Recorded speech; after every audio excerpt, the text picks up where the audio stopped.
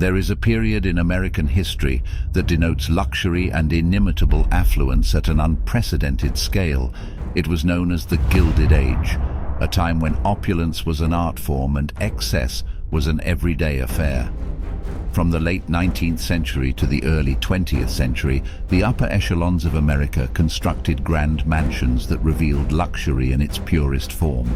So today we are stepping back in time to unveil 10 of the most breathtaking mansions of the Gilded Age, from places with unbelievable aesthetics and landscape to structures akin to the castles from the pages of a fairy tale. You don't want to miss any of it. 10. The Mount. The year was 1902, and American author Edith Wharton decided she wanted a house that she could call home, one that depicted order, scale, and harmony. So she set out to build one of the most luxurious houses in the state of Massachusetts. It's not just about the grand design and utter awe that the Mount intimates, it's the fascinating landscape that surrounds the house, its picturesque view dotted with trees and fields of green and fine stone pathways that delineate luxuriousness even in today's climate. The house itself has a striking white exterior, while the main house was built with the inspiration of Belton House in England from the 17th century. There are a lot of people who had a hand in the design of the house, so it's less of a house and more of an art project. Edith Wharton and her family moved out of the house in 1911, and since then it has managed to stand the test of time. Today, the Mount is a literary museum and hub for tourists from all over, with over 50,000 people visiting every year. 9. Sands Point Preserve. Welcome to Sands Point Preserve, also known as Hempstead House and Castle Gould in Sands Point, Long Island, New York City. It was built in 1912 and built by the Gould family and sold to mining magnate Daniel Guggenheim. There is no other way to describe this house other than calling it a castle. It is mainly divided into two structures, with the main house being the Hempstead House, which measures about 225 feet, with 3 stories and 40 rooms. Yes, you heard that right, 40 rooms, and it comes with an 80-foot tower. The smaller house is known as Castle Gould, and together the entire estate covers about 300 acres or 1.2 kilometers. In its heyday, it required about 17 house servants, 200 farmers and groundskeepers just to keep the house running. Since its inception, it's been used by a variety of personalities such as the US Navy, the American Institute of Aeronautical Sciences, and even movie producers. And if you're enjoying this video, a sub to the channel will be much appreciated. 8. Lockwood, Matthews Mansion. All the way in Connecticut is one of the earliest Second Empire-style country houses you will ever find in the United States. It is also known as one of the first Gilded Age mansions. It was constructed in 1864 for railroad and banking magnate LeGrand Lockwood. It has about 62 rooms and covers about 44,000 square feet. In 1941, it was sold to the city of Norwalk, where it became the Lockwood Matthews Museum, which hosts art and antique shows and exerts preservation efforts to keep the structural integrity of the house. 7. Oheka Castle. At a hamlet in the town of Huntington, New York, is the grand castle called the Oheka, also known as the Otto Kahn Estate. A mere look at this place is enough to completely mesmerize any spectator.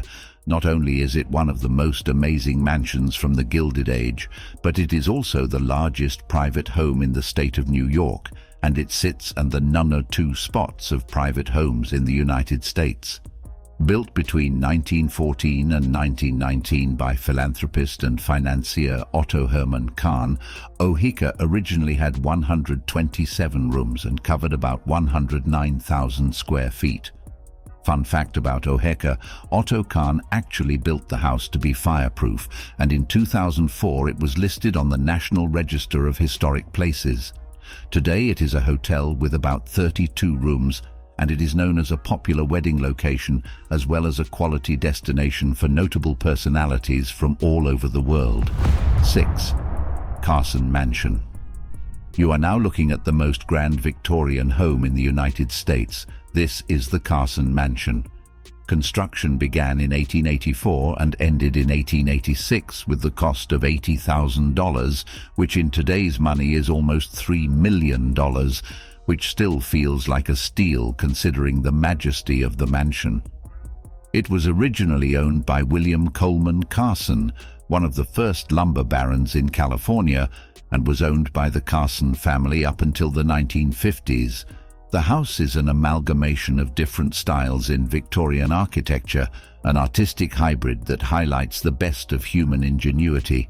And despite its Victorian imitation, the house has been described as peculiarly American, and to this day it is maintained and preserved in its original condition.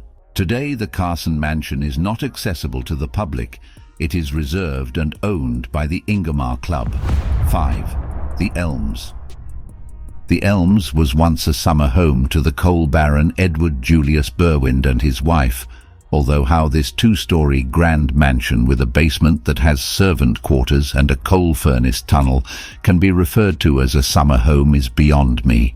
It was built in 1901 with the style being heavily influenced by Chateau d'Asnières from the 18th century. It has beautiful landscape gardens, a magnanimous interior, and a jaw-dropping ballroom. The house was purchased by the Preservation Society of Newport County in 1962, and it became a historic landmark in 1996. 4. Westbury House. This is a sprawling masterpiece located in Old Westbury, New York. The Westbury House is part of the famous Old Westbury Gardens, which is the estate of John Schaffer Phillips. Built in 1906, the Westbury House was the talk of the town. It was built in Carolean Revival architectural style and covers about 160 acres with about 32 rooms. It also comes fully equipped with an outdoor pool area, an extensive garden, and a lush green topography. It's no wonder why the Westbury House was used in movies like American Gangster, The Muppets, Hitch, and so much more. It's also a home museum, with tours open from April to October. 3. The Nemours Estate. We talk about the Dupont family a lot in this channel and their ability to blend American and French culture, but nothing summarizes this ability like the Nemours Estate. There's just something about the estate gardens that bear a close resemblance to the gardens of Versailles in Château de Versailles in France. The landscape is dotted with fountains, a carillon tower, a pavilion, a maze garden, and so much more.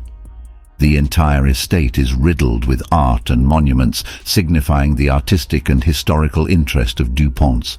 The main house itself exudes a refined charm and sophistication through its lavish interiors and awe-inspiring rooms, and combined with the bustling outdoors, it produces an ethereal feel that you just can't find anywhere else in the country. 2. The Breakers. The Vanderbilt family owned a variety of mansions all over the country, but of all the mansions they built, one particular mansion stands out, and that is the Breakers.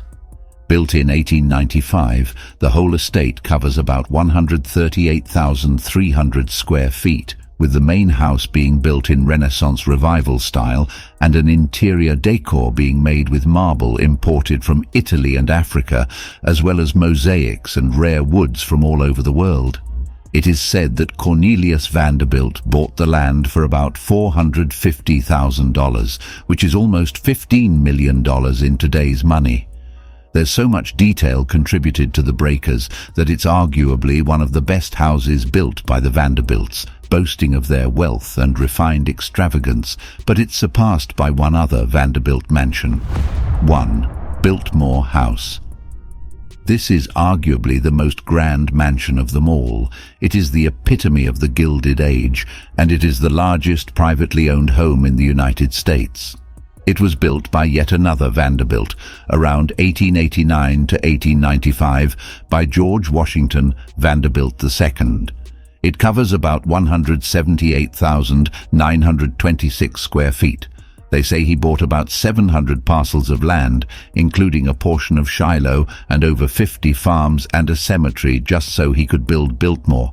He did it because he loved the alluring feel of the land, and he wanted to build his own haven. It is estimated that the entire cost of the mansion was about $5 million, which in today's money is about $180 million. making it the most expensive gilded home ever built. With 250 rooms, immaculate gardens, and opulent interiors that came as a result of frequent trips overseas. Today the mansion is owned by Vanderbilt descendants, and it remains an unparalleled grandeur of the Gilded Age that perfectly exemplifies a remarkable time in American history.